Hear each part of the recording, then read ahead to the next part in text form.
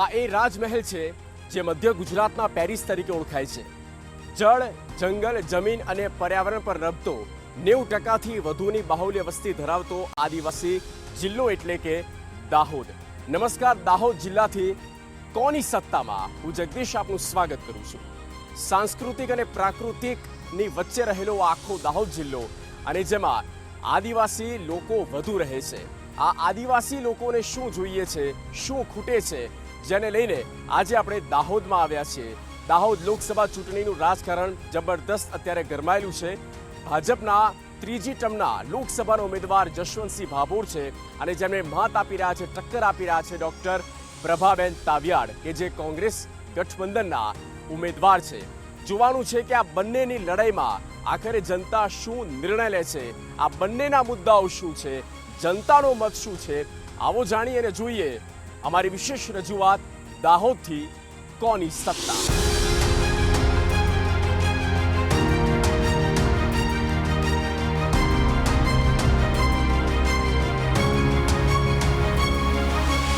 ગુજરાતના ઉગતા સૂરજનો પ્રદેશ જ્યાં પહેલી કિરણ પડે છે વિસ્તાર એટલે કે દાહોદ, અને દાહોદમાં કોની સત્તાની ટીમ આવી પહોંચી છે. આપ તમામનું સ્વાગત છે મારી વિશેષ રજૂઆત કોની સત્તામાં. હું છું જગદીશ અને આજે વાત કરીશું દાહોદ લોકસભા બેઠકની. મારી પાસે તમામ મતદારો છે.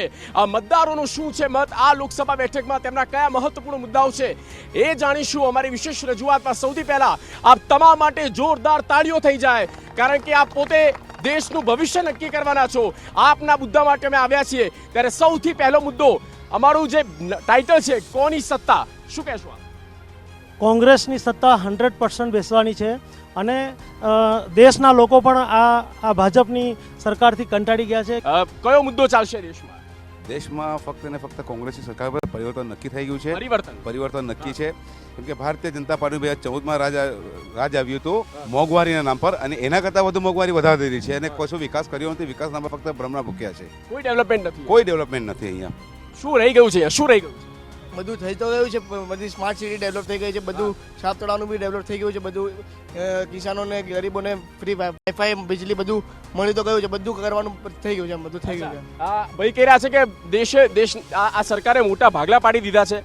મારું માનવું એક યુવા મતદાર તરીકે મારું એવું માનવું છે કે આજે 75 વર્ષ સુધી અમુક સંગઠનોની સરકાર રહી પણ એ નેશનલ એજ્યુકેશન પોલિસી લાવી નહીં શકી. આજે ગુજરાતની અંદર કોમન યુનિવર્સિટી એક્ટ લાગુ થઈ ગયો છે. એક યુવા અને એક વિદ્યાર્થી મતદાર તરીકે તો હું એમ જ ઈચ્છીશ કે જે એનઈપી લાયા છે, જે કોમન યુનિવર્સિટી એક્ટ લાયા છે, જેણે એજ્યુકેશન ફિલ્ડની અંદર કામ કર્યું છે, આજે તમે જનજાતિ સમાજના છોકરાને તમે જોશો એનું ડૉક્ટર બનવાનું સપનું આજે સાકાર થઈ રહ્યું છે. માત્ર ને માત્ર સારા એવા ઐતિહાસિક નિર્ણયો જે લીધા છે આ વર્તમાન સરકારે એના લઈને જ છે. મારી વાત સાંભળો, કોમન યુનિવર્સિટી એક્ટ એ પ્રાઇવેટ યુનિવર્સિટી એક્ટ ને પ્રાઇવેટ યુનિવર્સિટીના મોઢા પર લાફો છે. કોમન યુનિવર્સિટી એક્ટ જે છે ને એ પ્રાઇવેટ યુનિવર્સિટીના મોઢા પર લાફો છે. નવી યુનિવર્સિટી કેટલી બનાવી પૂછે છે? 14 ગવર્મેન્ટ યુનિવર્સિટી લઈ લે આપણે એમનો જવાબ. Government university. આ રીતે ચર્ચા નહીં થાય. હું તમને મોકો આપું છું, પહેલા એમને સાંભળી લો. હા બોલો, તમે બોલો. હા, નવી યુનિવર્સિટી કેટલી બનાવી? નવી યુનિવર્સિટીની વાત આવે સાહેબ, 40 વર્ષથી તમે એજ્યુકેશન પોલિસી બદલી નથી શકતા.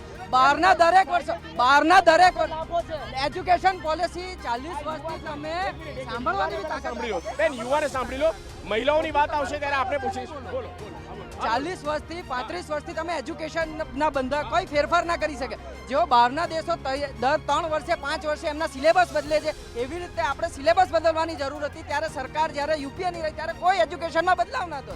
અને જ્યારે એજ્યુકેશન પોલિસીનો ઇમ્પેક્ટની વાત છે ત્યારે મેં કીધું કે દાહોદમાં એ રીતે પોઝિટિવ ઇમ્પેક્ટ નથી આવ્યો, પરંતુ જો દેશ લેવલે વાત કરીએ તો એનો બહુ પોઝિટિવ ઇમ્પેક્ટ છે. કીધું છે એવું કહે છે કે જો દાવ નહીં એ સ્વીકાર્ય છે. એક મિનિટ એમને એ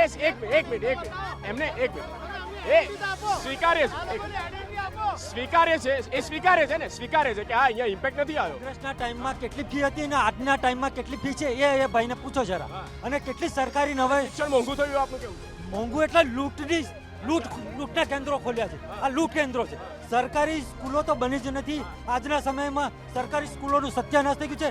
સ્કૂલો નથી, ટીચર નથી, ઓરડાઓ નથી, કોઈ પણ વસ્તુ આજના સમયમાં છે નહીં. અને સરકાર શિક્ષણ બિલકુલ વેચાતું થઈ ગયું છે. નારી શક્તિ નારી શક્તિનો જે કાયદો ઘડાયો સારું થયું. કશું નથી થયું. નારી શક્તિનો કાયદો ઘડાયો. કશું નથી. બધું ઝીરો છે. 2029 ની વાત છે મોટાભાઈ. પહેલા તમે કાયદો તો જોઈ લો, કાયદો શું કહે છે. 2029 માં મહિલાઓને અધિકાર આપવાની વાત છે. કાયદો બિલ પાસ થઈ ગયું છે બેન. બિલ પાસ તો બધું કાગળ પર તો બધું થાય છે ભાઈ. ને આજે એક વાત તો આજે ગુજરાત છે ને, ગુજરાતમાં કુપોષણનો મામલો બધા કરતા ઓલ ઓવર ઇન્ડિયામાં ગુજરાતમાં કુપોષણનો મામલો ગુજરાતમાં વધારે છે. તો ક્યાં ગયા નારી સશક્તિકરણ?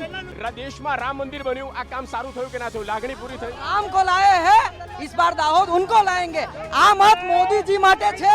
તો દાહોદ લોકસભા બેઠક પર અત્યારે મિશ્ર પ્રતિસાદ જોવા મળી રહ્યો છે. કોઈક સરકારના વખાણ કરે છે તો કોઈક સરકારની સામે જ જોવાનું છે કે જનતા કોને ચૂંટે છે.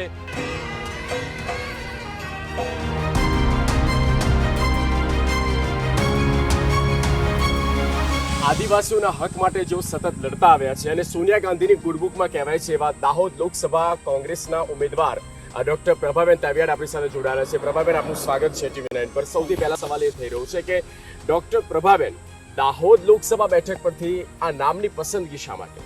હું આ ઇલાકાની છું, હું આદિવાસી છું અને મારું સાસરું છે. દાહોદ એ મારું સાસરું છે. 10 વર્ષથી 2 ટર્મથી અહીંયા ભાજપ આવી રહી છે. 2 ટર્મથી અહીંયા ભાજપ આવી રહી છે અને ભાજપે નકલી ઓફિસો કરીને એટલા પૈસા ઉલેચ્યા છે અને અમારા સાંસદ એમાં એમના પૈસા જે એરિયા ડેવલપમેન્ટ માટે આવતા હતા, સાંસદ નિધિ આવતી હતી, એ વાપરવાનું જ ભૂલી ગયા. 10 કરોડ રૂપિયા એમના પાછા જતા રહ્યા. એને વિસ્તારના વિકાસ કરવાને બદલે એ લોકો નકલી કચેરીઓ થકી પૈસા ઉલેચવામાં પડ્યા. એટલે વિકાસ કશું થયો નથી. સિંચાઈનું પાણી આવ્યું નથી. ખેડૂતોને સિંચાઈ ના મળે એટલે ખેડૂતોની પડતર કિંમત વધારે થાય છે અને ખેડૂતોને પછી પોષણ સંભાવ નથી મળતા અને મોંઘવારીએ માથા મૂકી છે. 5 વર્ષ આપને પણ મોકો મળ્યો અને મહદઅંશે અહીંયા કોંગ્રેસનો દબદબો લોકસભામાં રહ્યો છે. મહદઅંશે તમે વધારે અહીંયા શાસન કર્યું છે એટલે કે કોંગ્રેસ પક્ષે, તો પછી ક્યાં એ ચૂક રહી ગઈ? 5 વર્ષમાં મેં જે કામ કર્યું એ જ કામોના મુદ્દા લઈને હું અત્યારે જઈ રહી છું. નર્મદાનું પાણી પાટાડુંગરીમાં નાખવાનો એ પ્રોજેક્ટ મારો મંજૂર કરાવેલો છે અને તે છતાં એ લોકો અત્યાર સુધી એક પ્રોજેક્ટ પૂરો નથી કરી શક્યા. સિંચાઈનું પાણી આવી જતું. મારો જ મુદ્દો હતો કે કડાણાનું પાણી પીવા માટે મળવું જોઈએ. દાહોદ સુધી ગયું ખરું, પણ વિતરણ વ્યવસ્થા એક મશીન રાખે, બળી જાય એટલે 15 દિવસ સુધી પાણી ના આપે. આ એમની પ્રણાલી છે. એટલે વિકાસની વાતો કરવાની પ્રાઇમરી એ આપણી રિક્વાયરમેન્ટ છે હવા પછી પાણી. એ જ પૂરું અહીંયા પીવાનું મળતું નથી. નળ સે જળ એમ કહીને ઘેર નળ આપી દીધા અને કોકને હેન્ડપંપ જોઈતો તો એ બંધ કરી દીધો. એટલે કોઈ હેન્ડપંપ અત્યારે થતા નથી. નળ સે જળમાં જળ નથી આવ્યું, નળ આવ્યા છે. ચકલી ટેઢી થઈ ગઈ છે અને ખોલે તો કશું પાણી આવતું નથી, પણ ઘરવેરાની પહોંચમાં પાણી વેરવાઈ ગયું મારા ભાઈ. આ વિકાસ.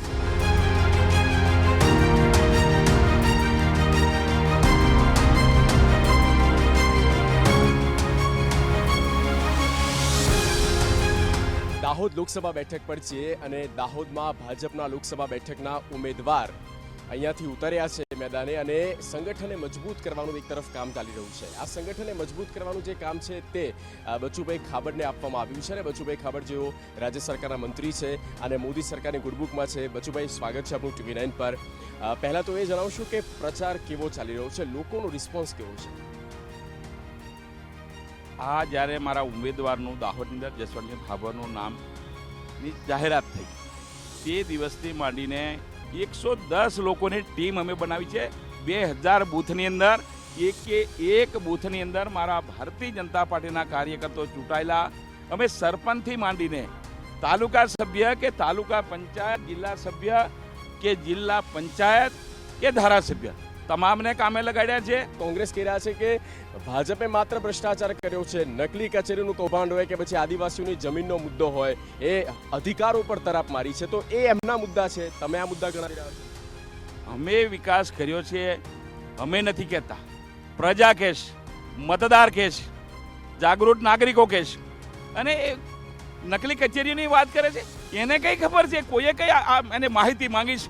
એની માહિતી મારી સરકારે માંગી છે અને એની પૂરતી અમે તપાસ કરાવી છે. જે પણ એનામાં જે કંઈ કસૂરવાર હતા એ IAS અધિકારીઓ પણ આજે જેલમાં છે. અમે કંઈ છુપાવ્યું નથી અને કર્યું હોય તો અમે કંઈ કર્યા નહોત, પણ અમે ચોખ્ખા ઓપન છીએ. અમારી સરકાર પારદર્શક વહીવટવાળી. ચૂંટણી માટે આપણે ખૂબ ખૂબ શુભેચ્છા.